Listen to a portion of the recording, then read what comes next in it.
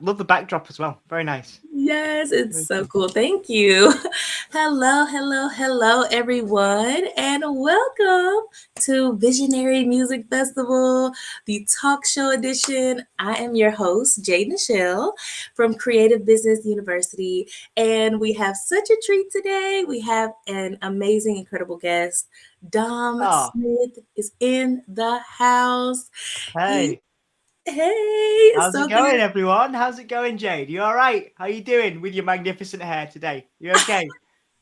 Thank you, Dom. Thank you, Dom. Dom is such a joy.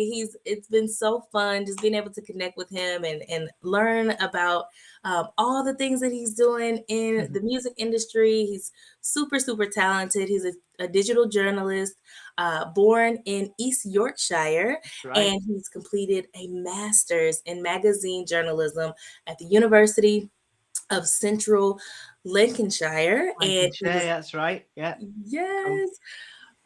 He was the National Diversity Award winner for Entrepreneurial Excellence in 2012, and he's been previously voted one of the happiest people in the country, according to the Independent on Sunday. Yeah, Yes, he's which is also carried cool. the Paralympic flame for the New York City. Oh my goodness, this Yeah, the it's old incredible. York City. So there was obviously we have a York in the UK, which came first. So that's my former city where I used to live, and they asked me to carry the Paralympic flame. But I do have a history in America as well. I've lived and worked in Boston, Massachusetts, and got a lot of time working in journalism, both in the UK and the US. So whereabouts are you based, Jade? Yeah, so I live in Nashville. Nashville, yeah, beautiful, Yep, beautiful. I'm born and raised in Nashville. Then we moved to Indiana for a little while, and then we were there for about 5 years. Indiana, of course, U.S. still, and then Mm, we came back to Nashville. So I've been back here about a year. So I guess it's a you said it's midnight there, and yes, it's around 6 here. So what is that like a yeah. six So like, hour difference? yeah. So 5 6 hours. I I'm used to working late. But just so I could look like I mentioned in the chat previously, so I could look bright-eyed and bushy-tailed for you, fresh as a daisy. I decided to take a danger nap. I was like, I'll have an hour before the event. I had a cuddle with my partner, and I was like, oh, we'll watch some. Yes. I've just finished watching Afterlife with Ricky Gervais. Which is a Oh, beautiful series. I watched a little bit of that. I went to sleep thinking, oh, yeah, I'll set an alarm. My alarm went off at 11:30. I was scheduled to be here super early. I would have been, and I was like, you know what? I'll just have a couple of minutes. And then, as if by magic, Jade, I wake up at 11:57, and I'm like, well, I won't tell you what I actually said. But there was a slight panic that I wasn't going to make it on time. But here we are. Yeah, it is midnight. I miss being like on time, like because when I lived in Boston, because I'm a huge pro wrestling fan. So I mm, actually have a wrestling podcast, and what we do is we interview sort of the stars of the big American companies. And I used to very love, cool. living in because I lived in Dorchester in Massachusetts for a while.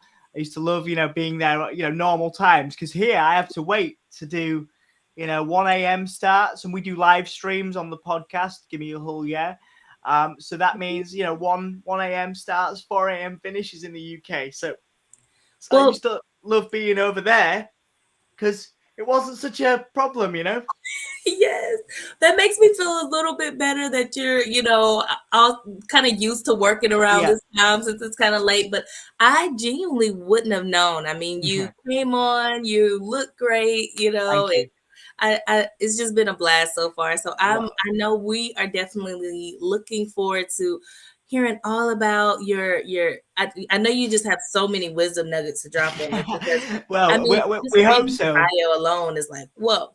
Well, we hope so. Wisdom. We'll have to see if people find it useful. But again, thank you for inviting me to the Creative Yes. Business University sessions. That's very much my ethos from a business perspective, from the work that we do. We do a lot of work with young people, trying to train young people up in journalism skills, because where we are geographically in the country, Jade, so we are about 3 hours away from London. Okay. People think we're all very close to, but I'm about 3-4 hours Sweet. drive away from London, where kind of 80% of the media industry is. So what we do is Wow, a yeah. lot of our work, and I'll be as brief as I can with this. But That's I'll word. talk about it. I'll talk about it a little bit more. But a lot of our Mhm. work is supporting young people that can't afford to move to London, which is a lot more expensive for rent, and obviously a lot of people who have, maybe they come from disadvantaged backgrounds, they're not as privileged as others, and they can't afford to do that work. And that's what we do, is we train people from these areas to gain the skills. It's a bit like, say, if you were living, a lot of people have that, in the US, they have to sort of move to New York or LA, if they Mm, want okay. to make a career in the creative Right, yeah. industries. Right, Yeah, so right. it's to say there's a similar vibe here, obviously on a smaller scale.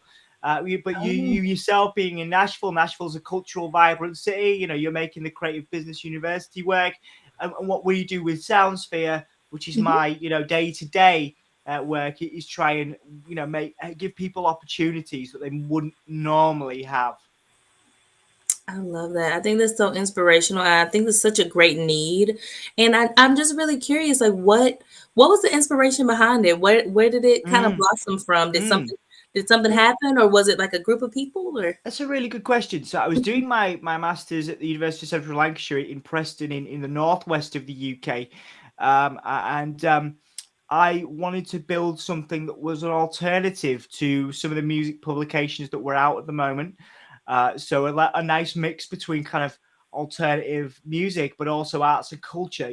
So we had not only music, but we were doing movies, we were doing film, we were doing sort of a little bit more niche kind of stuff, niche interests. So we were working in goth culture, we were working in all kinds of different vibes. And that was like back in 2008. Okay, so showing my age a little bit here. So I was finishing my MA, and I actually got some funding to do that, to actually build that. So I was able to move to London because half of my family are split between Yorkshire, where I am currently, and also London. So I was able to stay on floors and live. Because again, like in New York and LA, and the more expensive cities in the US, London has the highest rent in the UK, and again, more job opportunities, but also more people trying to get them, in the creative right? industries. So I was able to live down there, and I realized when I was doing that, for my internships and work placements, getting the foot in the door, as Mhm. you do in the industry, in the media industry, the arts industry, I realized that, hang on a second, so that's great for me because I got my family. I can stay on floors, I can live for free. But what about the young people who don't have that? What about the young people who don't have those opportunities from cities, that don't necessarily have the creative opportunities, creative jobs where you can make full-time wages, or even, to be honest, part-time wages, Jade, sometimes, in the creative industries. So what I did was I worked in London, and then and then I got funding to move back up to the north of England, to Yorkshire. Well, I've been living in different cities, so I've lived in York, where I carried the Paralympic flame. I lived in Manchester, which is obviously a very vibrant creative city. It's kind of like the London of the north of England. Um, and I lived in Hull, which is a former UK city of culture. So known for that, sort of nationally, internationally. And we kind of moved across these cities, and we worked with this business model of supporting young people and supporting people in sort of college age, and a little bit younger, sometimes older as well. Giving them the opportunity. So if they wanted to work from their home city, and do digital, because we live in the digital age now, Jane. Me and you are This is talking across great. the world right now. So, So cool. so I realized, okay, so what if I provided opportunities and work placements for these young people who couldn't afford to So good. get these, high intensity, placements and opportunities in London? What if I provided those opportunities for them? So if they lived in Manchester, they could they could do a placement with me, and they wouldn't need to journey, Yeah, I know I'm talking to you, in Nashville, and when I was living in the US, it was commonplace to fly across the US and stuff, no problem. But here we think half an hour is a long commute, you know. So like, in Yes. New York, your local in New York, a New Yorker's local is 3 hours, 3 hours travel. Whereas Yeah. whereas here, half an hour is a mission. It's a challenge. Well, So I kind of agree with you because I mean, we do have a lot of commuting here, but mm, we also have those suburbs, and it's like mm, when I'm from more of like 30 miles south from mm, Nashville, and I remember growing up, we were like, oh man, we were going to Nashville and we have to like get prepared and like, it's a 30-minute drive. But yeah, so that's in the States a little bit too. So I yeah, get kind of get what you yeah, mean. It's like a okay, yeah. we gotta travel all the way to London. Yeah, Okay. yeah. So it was about, and again the rent of living there as well, and again a lot of people, again, they weren't as lucky as me growing up. They didn't have the support, and crucially, Jade, as well. What is important to remember? Obviously, we're talking about creative business. The way that we were funded because at the time, I was ticking a lot of boxes. I started making money at 24. With the business, I'm living in a part of the world that isn't normally associated with the creative industry. So that was another tick for the Very funding cool. applications. Hmm. And also I have a disability, so I have cerebral palsy. So I walk with two sticks all times. And of course that was a big thing for a lot of people. So people were at the very early stages of Soundsphere magazine. They were offering us funding and keeping us going that way. And what that meant we could do was access, some of the music industry's biggest names, musicians, artists, you know, across kind of indie, electronic, rock, heavy metal. Again, that alternative culture, that alternative spectrum. And we were able to, I was able to interview some bands and artists, Jade, that I grew up with, grew up loving, and also crucially give young people the opportunity to do the same so that they would then go on. So we've had young people from smaller areas in the UK that you'll probably never heard of, like Scunthorpe, areas like that certainly don't get mentioned in creative as creative hubs. But then we were able, we work with young people from areas like that, and they go on to work for the Guardian or the Independent, some of those bigger newspapers, bigger magazines, and they can use Soundsphere and what we do as a springboard for that. We're very much about creating a new talent in journalism and in the media, and then going from there. And of course, for me, Soundsphere over the years has led me to wonderful opportunities. So through Soundsphere, I got to live and work in the US, to do some work for MIT. In their entrepreneurship scene, working at the Martin Trust Center in Cambridge, Massachusetts. I've been able to work in Budapest. I've been able to work in, do South by Southwest Festival, and I've been able to cover festivals across the world, and also win some awards and things like that. Which I think FeedSpot ranks us as the number one alternative music blog in the UK currently, which is lovely because again we're not, there's no, we run this, for the people, and for people to use as a creative tool to build their own portfolio and build their own careers. We are lucky that we get to, if somebody comes to me with an idea, that they can make that happen on Soundsphere. And recently we've done more around pop culture, so we're doing more around movies, we're doing more around comic books. We're venturing, further and further into pop culture. So I'm very excited about the future. Constantly, as you will know, in this industry, constantly growing and developing. The pandemic saw me start working with WWE, which of course is obviously as a wrestling fan, a sports entertainment fan, is a huge deal. Again, providing opportunities for other people to do the same. The pandemic's been great for just again meetings like this. I've honestly become quite lazy, Jane. Honestly, I love Zoom. I think we I, all have. I love Zoom so much. I wish you know how like you're doing this with me, right? So we finished this. You stop the recording. It's recorded for you. It's done, right? Now, Right. normally, I got to get a camera guy. I got to get some, I got to get some audio people in. I got to, got to take them across the country. If we're going to say Manchester or Leeds or, some of the sort of key. So, our key creative areas are Leeds, Manchester, Sheffield, York, and they're all like an hour, away from where I am. So, I've got to get everybody in a car, drive them around. Whereas here we are on Zoom, it's all done for us. So the nature, the Able to challenge, just roll over, press yeah, play. yeah, Here we are. yeah. The challenge for me, Jade, post pandemic is going to be, coming off Zoom, pulling myself away,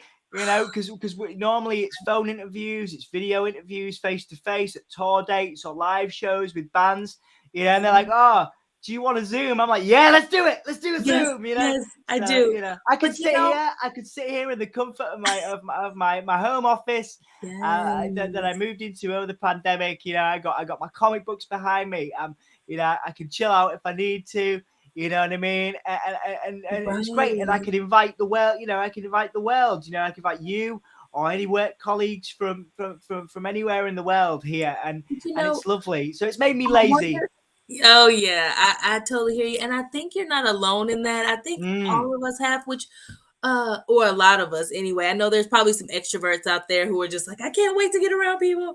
But I think, for people like me and you, I guess, we kind yeah. of prefer to uh Mm, be able to connect easily, over Zoom. But yeah. I kind of wonder, what are your thoughts on the longevity of this? I mean, and Mm, maybe like the music industry becoming more online. I mean, I know mm, in the music industry we do rely a lot on the live shows, and I mm. don't think that's ever really going away. But what are your No. thoughts on maybe like this becoming the norm, and then Mm. the live shows becoming like maybe a higher ticket experience, or just, you know what I mean, like an Interesting. option Yeah. instead of like the norm? I kind of think it might. It's an Maybe. interesting question you pose, actually, there, Jade. Yeah, for sure. I mean, we at the start of the pandemic, we were doing live stream shows on our Facebook and social media platforms. People, bands were logging on, they were given access to our social media and going live, to our audience, just with a webcam, and audio and sometimes playing acoustic, rarely we would have a full band as well. And that was the Right. norm for the first part of the pandemic. Obviously, now we're seeing live shows open back up again. Certainly, Mhm. Yeah, that's true. certainly, I do think this will always be a thing. I think we'll always have. Unfortunately, this is just my opinion, of course. I'm one person. I think COVID will always be in our lives, in some form. Mhm. Now as we go forward, obviously the flu, in the same way the flu has always been in our lives, and that's unfortunate. Sure. Obviously, a lot of people, people have lost a lot of people, and obviously, I empathise with anybody who is struggling at the moment with loneliness and isolation in the pandemic. Yeah. But I think Sure. as we steadily come out, I am enjoying seeing more live shows, but I'm also enjoying seeing people be curious, be careful. There are people that are wearing, but certainly here, certainly as someone that is hugely interested in American culture and some of those events, sports, entertainment, etc. I do see less. This is just an observation, of course. I see sometimes less masks than I would like at some of these events. Yeah, sure. Personally, Right. but yeah, but over here we are seeing people take that into their own hands. Wearing masks and being responsible in that way and looking after the community. Obviously, we can't say we've handled the pandemic any better than any other country, because certainly we've not. There's a lot of people that have just gone out and and done things, and that's fine. That's what they want to do. But I think, going back to your question, Mhm. one of the things over the pandemic, Jade, that I received was an ADHD diagnosis. So I have to learn to Mm. bring myself back to topic for you rather than waffling off. But yeah, so This I is a think blast. we are going to see more and more of this, especially for people with differences, disabilities, mental health, people that are sort of working, you know, more and more working from home. The UK is just, I believe, it's been reported we're just starting to trial a 4-day working week. You know, so I think that we're going to see more people go, oh well, if you are doing a Zoom live stream, that's okay. If you're not doing a show live, in my city, and you're doing a Zoom live stream, I've paid for some Zoom live shows. Me We too. get free passes to stuff with Soundsphere, but I've paid for Mm, some of my friends' shows, and it's a good, valuable income for them. And I think there'll be less stigma around saying, "Oh, well, I'm just, you can click this link, pay this ticket fee, and join a live stream." You know, mhm. Instead of, if bands don't want to, do tours, because tours are still being cancelled, Jade. People are talking about the end of the pandemic, etc. Tours are still being cancelled here, over in the US. So I think, going back to your question, I think the music industry has changed and adapted. I think it's still changing and adapting. Yeah, Some people, who work in the industry like me, have adapted probably a little quicker than other people, and that's only because I really, well, like I said, I've got an addiction to Zoom. That's it. That's it. Yeah, I probably, I have started now making plans to go to live shows. I've started, looking with my bands and my musical projects, the idea of going back out and playing again. You know, and it's interesting. It's an interesting time. And I don't know what to make of it in terms of, because some people say, "Oh, well, you're just going to get it. It's just going to happen." Obviously myself, I'm vaccinated, etc. Other people aren't, and that's, again, totally their choice, absolutely. But for me, I'm just trying to be as prepared as possible. for sure. I've got a family here in East Yorkshire, and I've kind of got to look after them as well. So, No doubt. it's being as careful as I possibly can, as we go back. And in terms of the music industry and people that I know, obviously, as someone, as I'm sure you do, with your platforms, I get emails, hundreds of emails a day, from bands, who are telling me about tours that they are doing, but also PRs, and the majority of our lifeblood, the work that we get, the news that you see on Soundsphere, is provided, and the interviews, actually. So a lot of the bigger bands, because of course they've got management, they've got PR, and they pitch during the day to me to interview these bands, and I'm seeing more and more, of them, like I say, more press releases, either cancelling tours or starting tours. There's a lot of effort. There's a lot of effort from a lot of people to keep the music industry running, and I think that's one Yeah. of the things that is refreshing to see.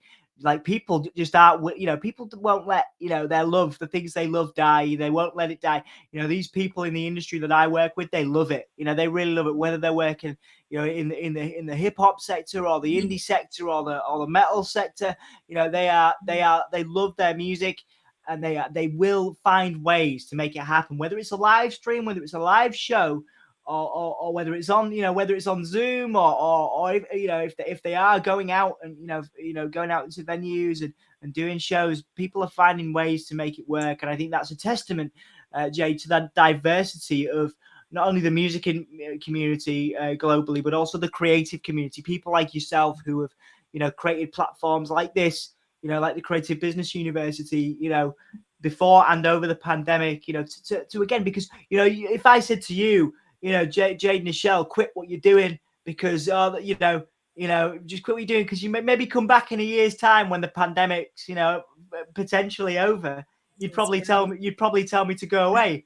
You'd probably turn me off the screen. You'd tell me to leave the session. So, it's that kind of thing, isn't it? You make things work, and Make I it think there's a great work. entrepreneurial spirit Yes. in, Yes. as I finish off. Resourceful. Sorry for waffling. There's a It's great okay. entrepreneurial spirit around the music industry and the creative, community, which Oof. I've always fallen in love with. Yeah. Oh man, I love that you led us here because I think you're so right. I think maybe in the past model, maybe not the last 10 years or so, but like back, you know, 90s, 80s especially, it was like everything kind of depended on, like it was like this one path to success. Mm, mm, It was like, you got to make a hit record even before the 80s. I mean, all of the 1900s, it was like you have to make a hit record, and mm, after you make the hit record, you'll get discovered, or hopefully you'll run into like one of the gatekeepers, right?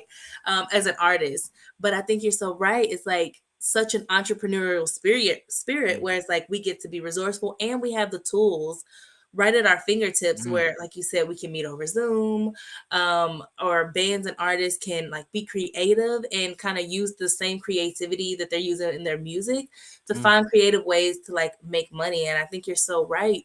mm. Um, in Yeah. speaking about, they figure it out, and I love to see it. And I think it's so cool that there is such a different like way of connection that I think has ever been before when it comes to Mm, artists being able to connect with their fans. And I yeah. think at least what I would love to see, of course, this is Creative Business University and it's Visionary Music Festival, right? Like Mm, my hope and dream and goal is to like bring that live music on the screen, yeah. Yeah. and and even have like a touring element, because I think artists can connect so deeply with their fans, and they Mm, can have those VIP passes where they go into a breakout room, and it doesn't have to be like this like hard barrier of entry. It's like, you know pay a fee, see your favorite band, and be able to ask them questions, and mm, and honestly, it can feel like you're in person. I mean, right now, like you said, we're across the world from each other, but I feel like we're having a chat in my yeah. living room, and just kind of kicking shooting the breeze. So Yeah, um yeah, it is yeah, interesting, and I think, going back to what you were saying there, when you set up the Creative Business University, and obviously, because obviously you do singing and stuff like that as well. You're an artist yourself. I guess, because again, my understanding, I've got understanding of say living and spending time in Boston and New York and stuff and doing that, and seeing that from that side. But Nashville's a very musical, cultural city as well. What kind of just a quick question from me to you because of my interest. for What kind of sure. barriers have you had, setting up, and have there been? Have people been receptive? It certainly looks from your social media when I was doing a little bit of research before. It certainly looks like people are very receptive to what you're doing here and this work. Yeah, I would say people are, I really think so. Honestly, I think the barriers that I've come across have been more like my own personal barriers, Right. Okay. Interesting. my own personal barriers of, is now the right time, Hmm. or being shy. I was really shy Hmm. kind of growing up. I've always loved to sing and love being an artist. Um and have always really felt comfortable on stage, even, and been like really well received. But then Mm. after the fact, I kind of get these like jitters, and I'm like, Okay. so but the music is always calling me, right? So I think that's why I kind of landed here, because I'm like, Mm. it gives me an outlet to collaborate, meet other musicians, meet other amazing people who are working in music, and kind of dip my toe in a little bit without, still have my safe life and have my career and things like that, but be able to kind of like gently come into this new world, right? Because, like I said, for really my whole life, but I would say, in college, that's what I majored in. Mm. I was a music major, theater minor. I'm all about the arts. And Mm. I think I just kind of went the safe route a little bit, and now, I just recently, well, last year, the end of last year, I released, well, the middle of last year, I released my EP, and I'm really just kind of living into Mm. that dream and that calling. But so yeah, now I get to kind of promote myself as an artist, right? Instead of just a professional, or instead of just someone who is a fan of music, or who highlights other musicians. I think it can be both and, Mm, right? So yeah, yeah, absolutely. You're providing a platform for me right now, being here with you. And I think that's a really, personally, I think that's lovely because it's another strand. It's very entrepreneurial in its approach.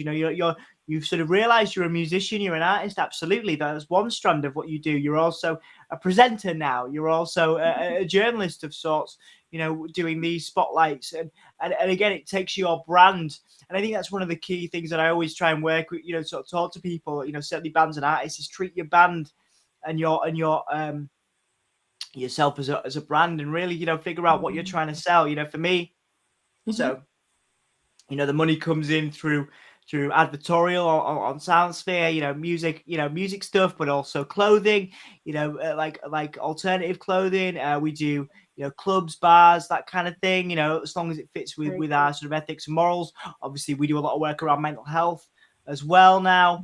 So again, that kind of fits in. So we get advertorial through, which is lovely. But then we're also, I'm also doing accessibility work. Part of my work in America, working in Chicago for a time, was working in accessibility and helping venues, spaces, to look at their accessibility, because that's one of the things as a drummer. So I play drums. I also use obviously electronic music as well, various digital audio workstations to make electronic music. But when I'm touring, I play drums, and someone who I play, it's basically punk music, sort of hardcore punk, heavier music. So the Yeah, venues, they're not always the most accessible. I've true. crawled on stages around the country, around the world. We had just before the pandemic hit, I was able to play Taiwan. I was able to do some Asia shows in Asia uh, with my band, and again, that accessibility, is something that Mm, I'm now starting to, in my sort of, you know, as I get older, I'm starting to find a niche there where people are saying, well, Dom, you so have an experience as a musician, and from in the media industry, can you come and sort of consult a little bit on whether our venue is accessible enough, so how wide are the doors, how do we need a ramp in to the venue, for example, something like that.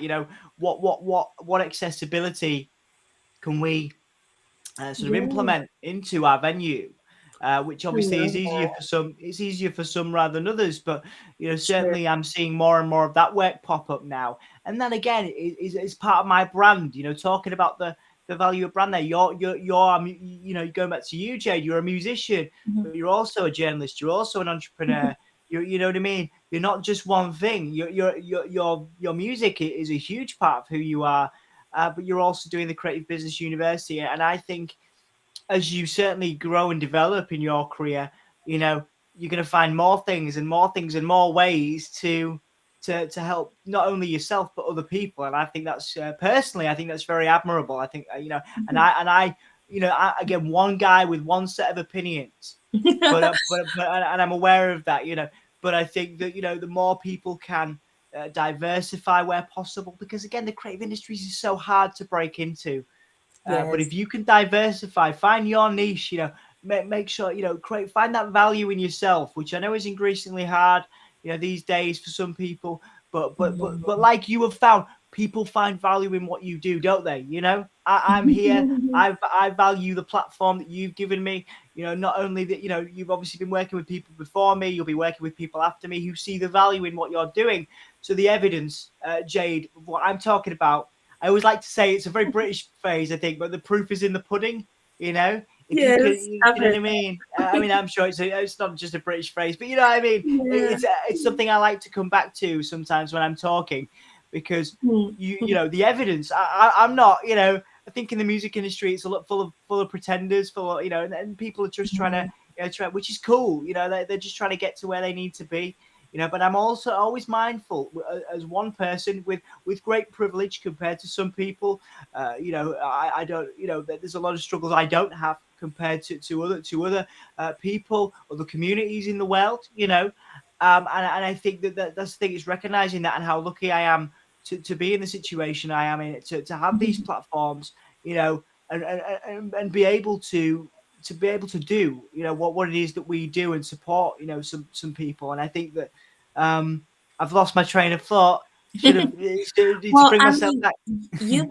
you've helped so many people just in the last things that you said. I mean, for one, you've helped me because I really appreciate you just speaking life over this platform. I mean, it's so much fun to do, and I've met some incredible people, and Mm, I just think it's so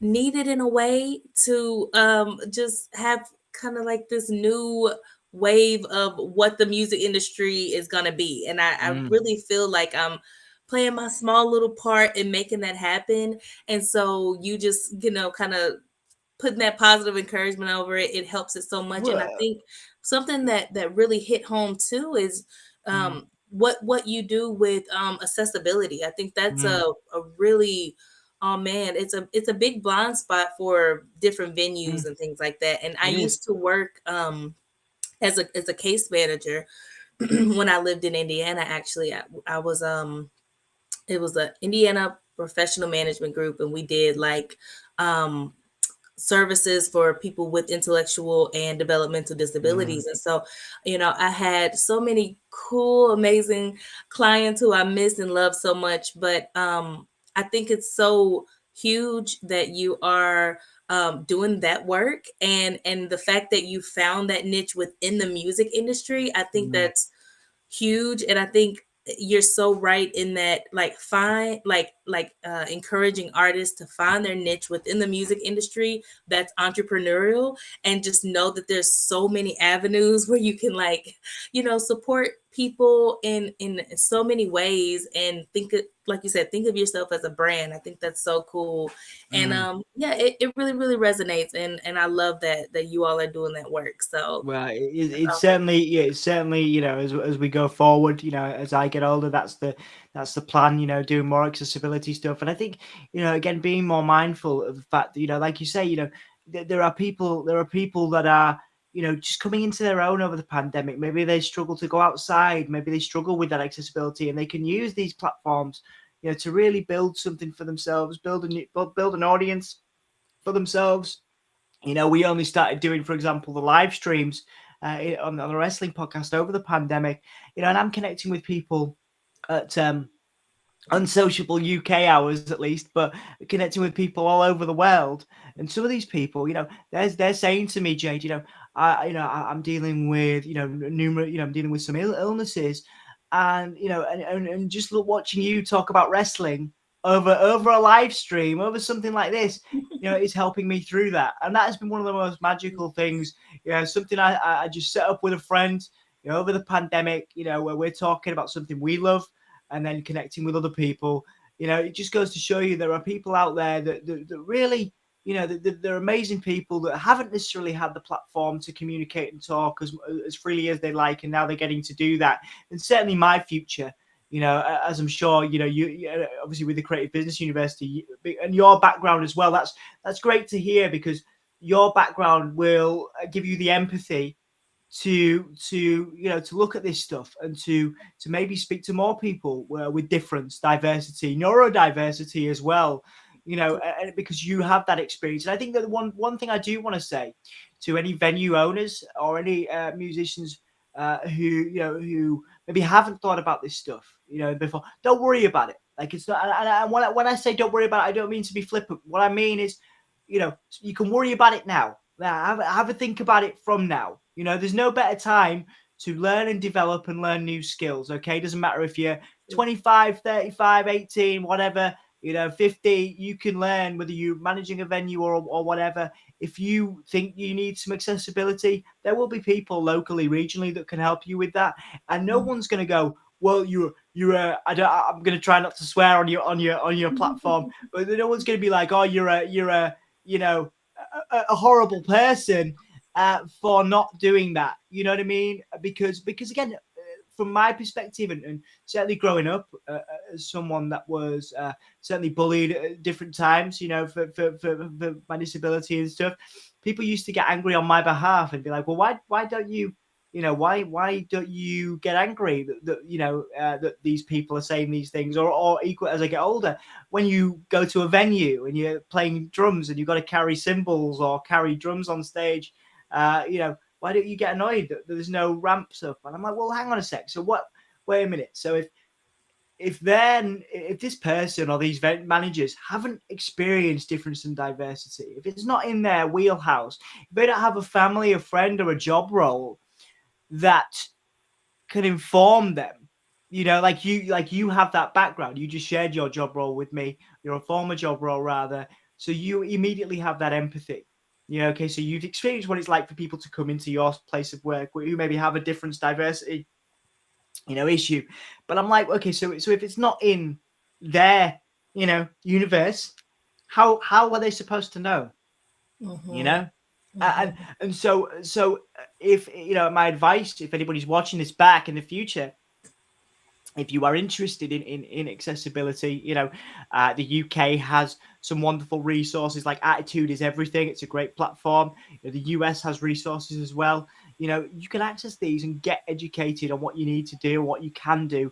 Certainly don't need to do anything, but you can do if you're interested.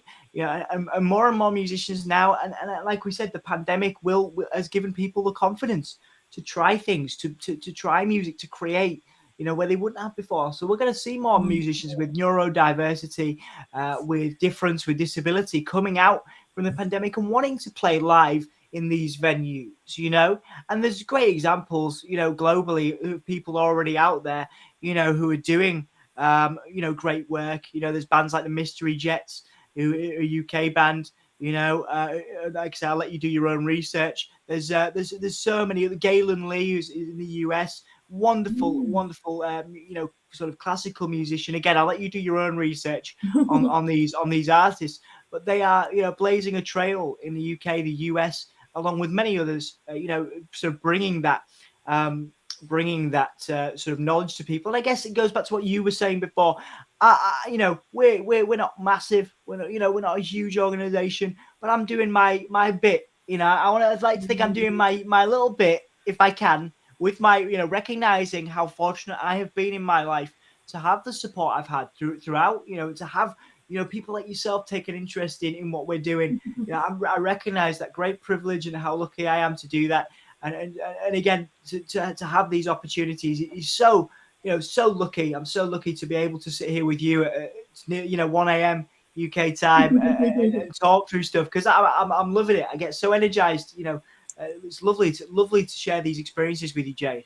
I literally feel the same. I'm like, I'm learning so much. It's just nothing I think better than, creative people coming together. And most people are creative in their own way, right? So it's just, humans, good humans who want to make a difference, who care about the world, coming together and just sharing creative ideas. And so I'm just really curious. I mean, when you were telling us all about, you know, the amazing people, the amazing bands that you get to connect with, and all the live shows. I just think that world is so fascinating. And I'm just wondering, like, what was your way of connecting with those individuals? Was it like, you knew people who knew people, or do you actively, like, I know you said a lot of people like write in, but like that Mm. beginning stage, what was that like? Was it just Yeah, did it just kind of unfold magically, or yeah, it's interesting. I mean, I've been doing Soundsphere for over a decade, Soundsphere magazine, and I think that, when we started, that's the thing. It's the graft. It's that beginning. That beginning. It took 2 years, um, from the age of 22, when I sort of first had the idea. We, it took 2 years to start making money from it, to start finding any sort of income. And I think, I was doing, other jobs as well. I still do the odd freelance project on the side, if it tickles my fancy and my interest. But certainly that was me, full time back then, was trying to find any work I could, creatively and otherwise, traveling up and down the country, traveling to different parts of the world to find work. And then Soundsphere kicked off, and it's about sending emails, and it's very much, and this is the patience aspect of it. The industry works, certainly music industry, is very small, very small. So people, I can guarantee that there's agencies in New York and Boston, Los Angeles, that I get emails from every day. They know exactly what I'm doing. They will be looking at, the people they'll be looking at places like you, not to make you nervous, not to me, but people know, people do their research. You've got to be very mindful of your brand and how you come across now, because again, Mhm. you're a click away. I googled you before I did this. I can find information out. You know what I mean? I don't mean that. I realize that sounds a little bit more sinister than I It's meant the it to. truth.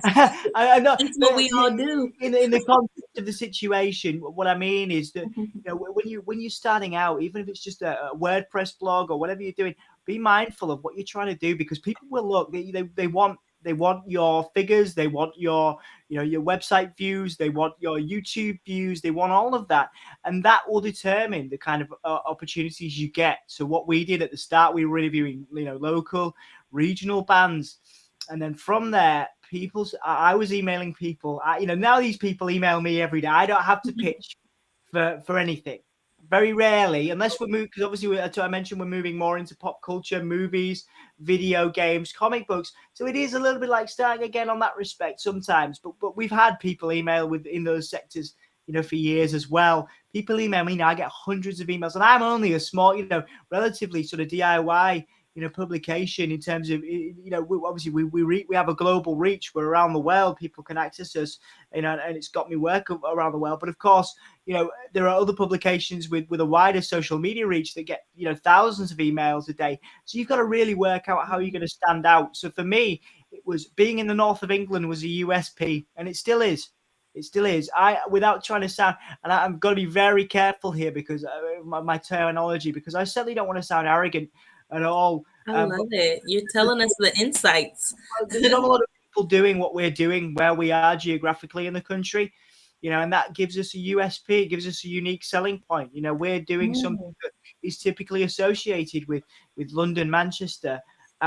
So what we do, we do is different. And we always said, it's in our byline. When you approached me, it was alternative music, arts, and culture in the north of England, and there's very few people doing what we're doing here.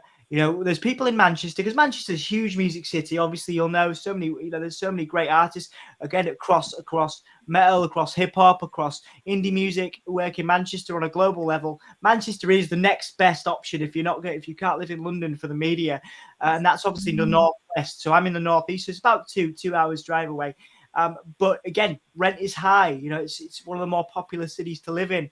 So sure. again, where we are in Yorkshire and in the north, working across the north of England. So we're not just where we are locally. We're not just in our home city. We're in York, we're in Leeds, we're in Manchester, we're in Sheffield. We go everywhere, and we have writers everywhere, and that is a USP. So from very early on, Jade, I was saying to journalists, to other journalists, to PR people. Again, those are the people that are the lifeblood of what I do. So a big shout out to all of the PRs, all the press agents who represent these bands and artists, whether they're just starting out or whether they have global acclaim, because I get to interview both sides of the coin. People with millions and millions of followers, and people with hundreds. So those are the people that are like, but that's what makes us unique. So just to give you evidence, so if a band, the band are coming to tour the UK, and they go and do their shows in London. Okay, so there's a lot of press in London, so there's a lot, the queue of people, right, for those interviews.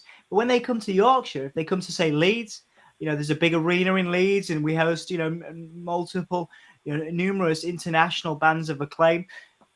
There's less. So we're there. We're an option for these agents who want press in their when on these tours. We're an option. So we get bigger bands than probably we would if we were in, say, Manchester or London, and we also get to, again, crucially, help young people who are working with us access those bands and work with those bands. So I think that's going back to what we said. When I started out, it was tough. It was 2 years of sending emails, of going, hey, and it's a very much an I scratch my, I scratch your back, you scratch mine. And I think that's for anybody trying to get in the industry. Don't be the person that says, I want to work with this band, I don't want to work with this band, because Right. people will remember that for the rest of your career. Like I Mm, said, so if you get offered, so quite often, so press agents, if you're a music journalist, so you go to press agents, have a roster. Okay, so you got the top of their rosters, normally the bands you've heard of, normally the bands, they're selling millions, they're touring around the world, right? But they've also got bands that are just starting out. So mm, help those bands. So bands that have done very well recently from the UK and the US. So you look at it like the 1975 or Youngblood, sort of indie bands that have done very well. We caught them at the beginnings of their career. When they fun. were just starting out, we interviewed them, we worked with them. Yeah. Because we said, That's we'll what it's do about. that. Whereas other people, I know other people, and I know I wouldn't think this was a thing, and you probably wouldn't, but people do. They go, oh, thank you for the offer, but actually, I'm just interested in, you know, this Headliners. band at the top of your roster. That's not how people are going to want to work with you if you give those bands the chance. They don't want to work with people that don't help. You know, Again, remember that for me Mhm. personally, it's very much you help me out, I help you out, etc. And it's a collaborative thing. And I think that's the key thing to learn. Anybody starting out, don't be, especially when you're starting, don't say to people, oh, I don't want that, I want this. You help somebody out, because again, Yeah. you never know. You never know. There are interviews we've got stockpiled and bands that are now headlining festivals that when we started, we're playing 300, 150 to 300 cap venues, and now they're playing, Japan, America, selling out arenas. So Mm. you never know, and you can be a part of their growth. Your platform, your blog can be a part of their growth. So I think it's finding a So USP for good. yourself, working out where you're. And just to finish off, because again I realize I've waffled on again, Jade. You're It's a it's very good brilliant. listener. You're a very good listener. This is why you're so good at your job. But to finish off, it is about finding a USP, and that was why bands paid attention to us. That's why we got noticed, was because we were doing something that was unique, was different in a part of the country that was at the time more than ever. Because again, there's more people popping up doing, more people popping up now locally, regionally, who are, I had a lovely message from somebody the other day who said, I'm trying to set up, and I take inspiration from you, and I didn't realize the cultural impact locally, regionally that our work had had. Wow. And that was lovely, and I want that. I want that. I'm not, you Yeah. know, if I'm not finding new ways to innovate, new ways to create revenue, new ways to create opportunities, I'm not doing my job properly. So if somebody else wants to come Mhm. along and do good work here, locally, regionally, nationally, whatever, in the music industry, I'm all for it. You know what I mean? It's up to me to keep innovating, to keep creating stuff. And I think that's the challenge, and that is the challenge, and that's the problem, as you know. One of the things I ask in my interviews now, if you go to Soundsphere magazine or Give Me a Whole Year or any of the other platforms, Waro, Wobbling About Rocking Out, where I do interviews, I'll ask, what are your inspirations? What are your motivations?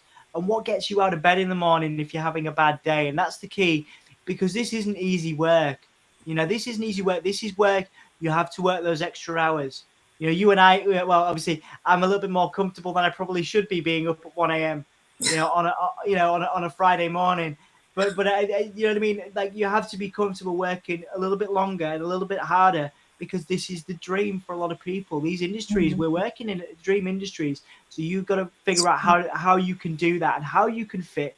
And if you say, well, if you might say, someone says to me, well, I don't know how I fit, and so I challenge you to go, okay, well, there is a way. There is a way. Just be creative. Again, think about that brand. How get excited about what you love, and you will find something. It might take you months, years, even. And I know people that are now making millions of dollars equivalent in UK pounds as well, who were, Mm. again, where I was, just that confusion and that uncertainty. But they, musicians who are now millions of streams on Spotify, TikTok, etc., that I've worked with, who had that uncertainty and that self doubt, and that's really important to acknowledge. Finding a community of people, and that's who I want to shout out as well. Mhm. The people, without going into a massive list, because we'd be here till 5 a.m. All the people that have supported, all the people that have supported us, the community of people, my family and friends, the people behind us. It's important, if you can, to get a community around you who believe in you for those down days where you think the things aren't going right, because they will come. That's the nature when you're an entrepreneur, when you're a creative soul. No one, especially if you're doing it in an area where people, there's not a lot of you around. Sometimes that self doubt can creep in, and it's just taking a couple of deep breaths, and just going, okay, I have my area. I've got an idea, and it has value, and it's getting people to be honest with you. Does the idea work? If it need you know if it needs some work, some fine tuning, find people to help out. And certainly I've put my Twitter there. You can follow me, and give me a message. My this time in my life, I'm all about helping people. I've done the festivals, I've done the after parties, you know I've done the rock and roll stuff. Some stuff I can't say on the stream. You know, some more, over the top stuff in my career. So I've done all of that, and so now my role is to support and mentor and help other people where possible. So certainly, if there's any confusion about anything I'm saying, or you can't understand my accent, because that happens a lot if I work in America, because I don't live, because I'm not a typical, I don't have the typical Southern accent, the London accent that people, know. So people get confused sometimes. So if there's any confusion or anything that needs highlighting or clearing up, I'm happy to do that. Absolutely. Yes, well, there you have it. Make sure that you go and follow Dom. I'll have all the links in the description, so you'll be able to find the magazine and the incredible new platform that he has that's sharing the spotlights for people with disabilities, sharing their inspiring talents, and it's really really cool. I was looking on it and I'm just like, wow, this is something that's Thank so you. needed, so important, and you're fulfilling a need, and you're helping people to have a voice and to feel confident. And I think that that's such a beautiful thing and a great mission. So I respect your time. I know it's a little late slash early there. So if I could ask just one last tiny question, and then you can let everyone know where to find you. I'm just wondering, what is the biggest challenge that you think that artists face, like that one biggest challenge, that one biggest pain point, and what they can do to solve it? Yeah, I think certainly the creative curse, as I like to phrase it. I think it's taking time for self care, and I think that's the key thing. Mm, You and I, we'll work later. And musicians we know, and I'm sure you know plenty of them. They will, like I said, I did say without contradicting myself, you are going to have to work longer. So maybe some days, absolutely. mm, But it's about self care as well. Very important. Yeah, that balance really, Jade. Like you're saying there, um, that is really important. You only have one body, one mind. So I think the key things that your parents may have told you, your family, may have told you when you were younger. Drink plenty of water. Keep yourself, yeah, and just keep yourself moving. Certainly for me with my cerebral palsy, it's important to get up and move around, go outside. And I don't want to sound a little bit, I have been a workaholic. I have lived and breathed for 24 hours a day, 7 days a week. This work, mm, but I'm now starting to realize it's important to take time for myself. I've lost and I'll be real with you. The reason I'm saying this, the reason I'm saying this kind of sort of at the end of this is I've lost friends and I've lost family because I have chosen work over events and over relationships, even in time, and over my career. And I've lost people that are very dear to me. And I think it's very, musicians I know who've sacrificed things and sacrificed for their craft, which is very admirable. But also make sure that you take time every day to do something. I know you're doing something you love, as a job, and trying to make it a job. But really, as someone that actually needs to look after his body as he gets older, because like I say, I'm very lucky to be able to stand on 2 feet after a million, after lots of operations and things when I was younger. But I've got to maintain that. It's important to do that, and so I would always say self care. Um, you know, make okay. sure that you are mindful of your body, and just take time for yourself, even if that's just an hour a day. Just do some self care. Watch a TV show, spend time with your partner, family, and just have that time away. You know, Practically what that might look like is if you work from home, come out of your office. If you work in an office, go for a walk for lunch. Go for a walk for dinner after work. Take that time out because you really appreciate it in the long term. And that's somebody that's my experience. And again, very keen to re-emphasize on one person, but that's the key thing. The biggest challenge I find for musicians is not to overwork and burn out. The burnout is real. In this Burnout industry, is real. we're taught in schools, colleges, whatever. That grind, that absolutely, and yeah, absolutely grind, absolutely work your socks off. But less and less. Certainly, the younger generation now, it's more around self care. For sure. So my generation, that sort of workaholism is thankfully, sort of it's still there, but it's dying out a little bit, and self-care seems to be more prevalent. And I think because we need to be mindful, not everybody, Want to live long. yeah, exactly, not every, burnout, like say, if you burn out and you can't do your job, this is, let's be, I'll be businessy about it, I'll be businessy about it. And I'm gonna sound like I'm gonna like, if you burn out, somebody else might come along and do it, and they might do a worse job than you.